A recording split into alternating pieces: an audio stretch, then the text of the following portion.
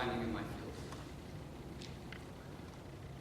In the 21st century, slavery is a reality. I'm not referring to the Civil War, nor someone who lives like a slave because of their monthly or weekly or monthly incomes. I'm talking about someone who is owned by another person, someone who is actually bought and sold, someone who is forced to work against their own will. Referring to a National Geographic September 2003 issue, 27 million people worldwide are still bought and sold for profit.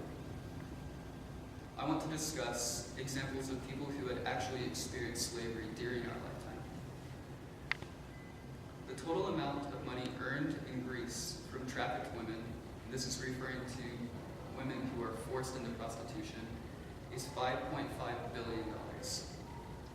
An example of this is a girl named Victoria, who at the age of 17 needed work for her family.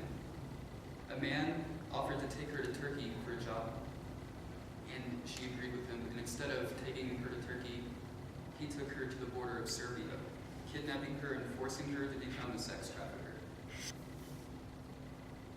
But luckily, she was rescued by the International Police Task Force, and 34 girls ended up being rescued as well, and they all shared the same stories as Victoria.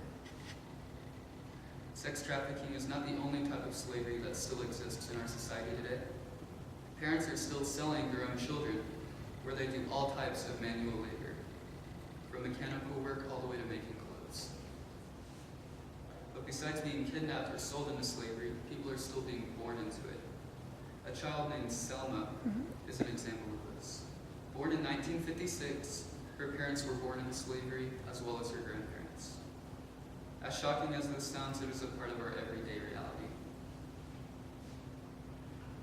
Discovering that slavery exists is a major step in realizing that it is still a major catastrophe in our world. Unfortunately, this is something that will probably continue for many more generations.